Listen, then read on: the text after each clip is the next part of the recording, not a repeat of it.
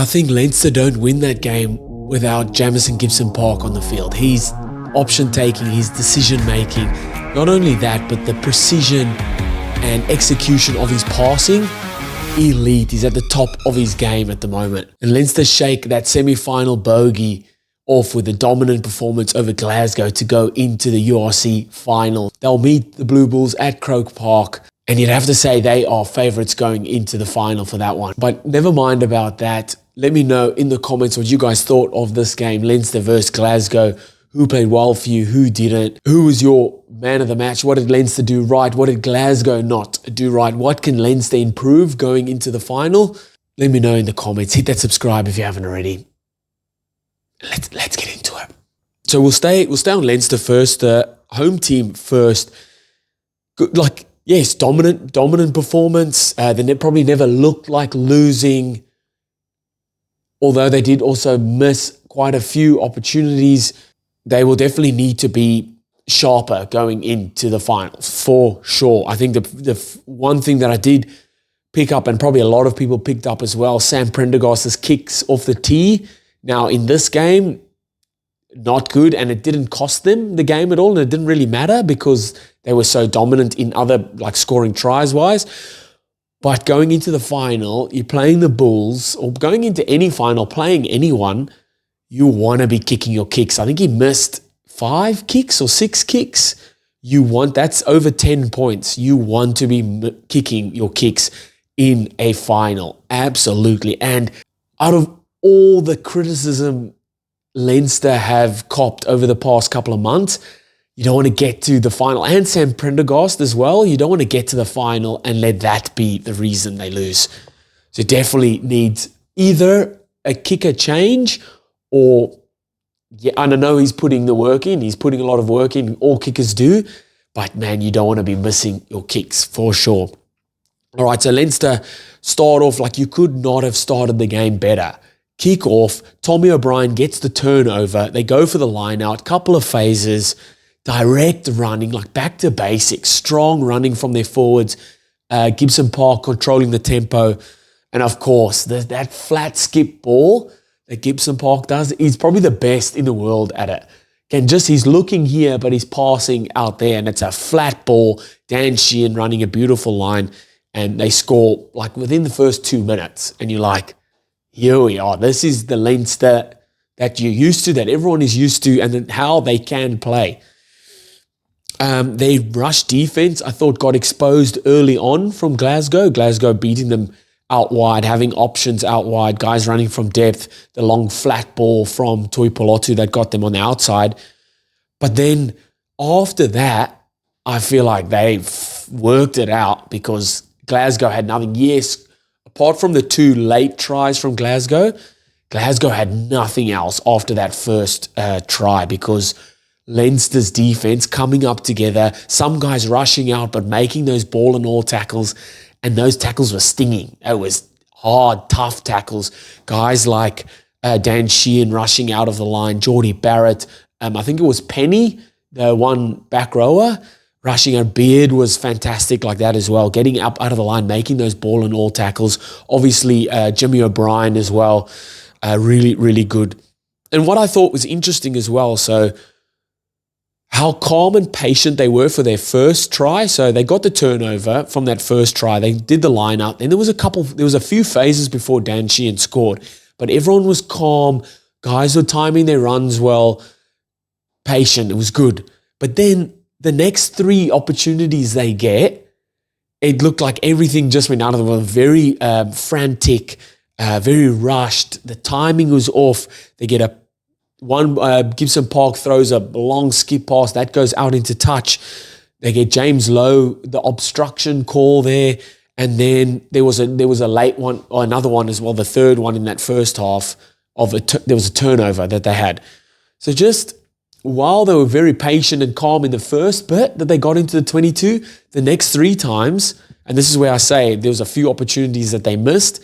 There was 3 times there where they had opportunities, definitely opportunities to score. They were in the 22 of Glasgow and just couldn't round that out.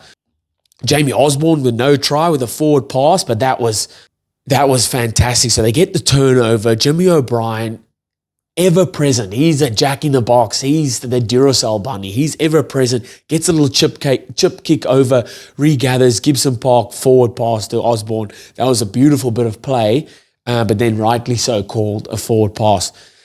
Osborne did get his try, eventually get his try. Lovely little short play here from Leinster, and this is the Leinster that we're all used to. They've always got little plays. They've always got dummy runners running short, guys out the back. So they have a forward running short. Geordie Barrett's out the back. That creates the small little overlap there. It's a nice little draw and pass. And what actually creates the overlap is James Lowe bringing in one defender and then drawing this defender in, and gets a lovely little left-hand flick pass out the back, and Jamie Osborne goes over untouched. Beautiful first little block play. Geordie Barrett comes around. There's a forward gone straight. Draw and pass. James Lowe gets on the outside half tackle, rides the half tackle, draws in this defender. Little offload, and Osborne goes over to score. Lovely, lovely stuff there. And then big moments before halftime, and this is those championship minutes, 10 minutes either side of halftime. They get the penalty. I'm thinking, let's just cruise into halftime, take 3 points. No, they go to touch. First time, this is the 33 minute, I think it was, Clarkson ends up going over to score just quietly. He had a fantastic game. And then the second time, Dan Sheehan gets his second for the game. And that's big. And that was I feel like the nail in the coffin for Leinster over Glasgow right before halftime. Those two tries, that would have just knocked the wind out of their sails. And then just something else that I noticed, and that they kind of veered away from with their past few games where they've really struggled, is just that hard, direct running, giving the ball carrier options, but getting over that vantage line. Like at rugby, at the base of rugby is you need to carry the ball strong and get over that vantage line. It doesn't help you have all these fancy little moves if you're just going laterally, or you're just running your moves way too deep. You're not penetrating the line, and defenders can just shift out and then make their tackle. You're bending the line. You're getting over that vantage line. It's hard to then compete for the ball. You can't slow the rucks down as a defensive team, and you're just getting over that vantage line. Then you can play your moves, and it worked really, really well for Leinster in this game. Then Gibson-Park's second try assist, that pass for Osborne. Oh, man. Like I said in the intro to this game, and I do still believe it, probably not to that full extent, but if Gibson-Park isn't playing this game, they either don't win this game or they really struggle to win this game, because just his execution and precision on those passes. Yes, he had one that threw over the top, he threw into touch, but those off the deck where there's 3-4 guys running and then he'll hit the fifth guy out wide, defenders have got no clue who to tackle, and he's hands down one of the best at that, for sure, if not the best in the world at hitting those flat balls right at the line. Fantastic. And then for Frawley's try, what I loved, and this is Leinster, Leinster of old, Leinster that you know, that can play rugby. So Glasgow give another shocking box kick. James Lowe goes up in the air. Great take out of the air. So this is technically a turnover ball. So they turn over the ball on this side. James Lowe goes bust down the edge there. They end up scoring all the way on the other side of the field. And I say it all the time. You get a turnover ball, you shift that ball because the space is on the other side of the field. They get the turnover on this side. They shift the ball on this side, and Frawley goes over literally right in the corner on that side. Fantastic. And just rounded out, not a 10 out of 10 performance by a long shot, but 10 times better than their previous 3 games, I would say. 100%. And this is exactly what you want going into the finals. So well done to Leinster. They got that semi-final bogey off their back, and they're in the finals. They're off to the big dance. How good. Versus the Bulls. Not going to be easy, but it's in at Croke Park. Got home ground advantage. Couldn't have asked for a better setup to win your first ever URC title. Surely they can go on and do it. We'll touch on Glasgow quick. Great response to the first try that Dan Sheehan scored. George Horn goes over to score, and Reading kind of outplaying that rush defense, long depth, running onto the ball, but then throwing that flat skip pass from Tui Polotu, getting on the outside of guys. Kyle Rowe busts down the edge, kick inside, and Horn goes over untouched. That was lovely, but literally after that, nothing. And right until the end, nothing. Just getting out while they had the rush D under control in that first bit of play. After that, they were just getting man and ball, getting smoked. They were kicking a lot of the ball away, so kicking off the deck, box kicks that weren't effective kicks at all. There was a lot of kicks from Hastings, and it's interesting because they don't have the best guys in the air to contest for the ball. Maybe Josh McKay, but he was out the back. Carl Stain, Carl Rowe, not probably the most ideal guys to be going for the ball in the air or attacking the ball, trying to get it back. And that was probably a game plan that they thought would work, didn't work, but then didn't adjust.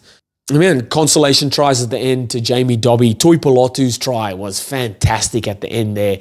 Gets an unders ball and beats 5-6 players. Just shows the quality of him. Step, and then got a doof. So he stepped inside, straightened up the last player and stepped him on the outside. Beautiful, rode the handoff, scored the try there. Sensational. Elite. That's why he definitely will start for the British and Irish Lions when they tour Australia this year, for sure.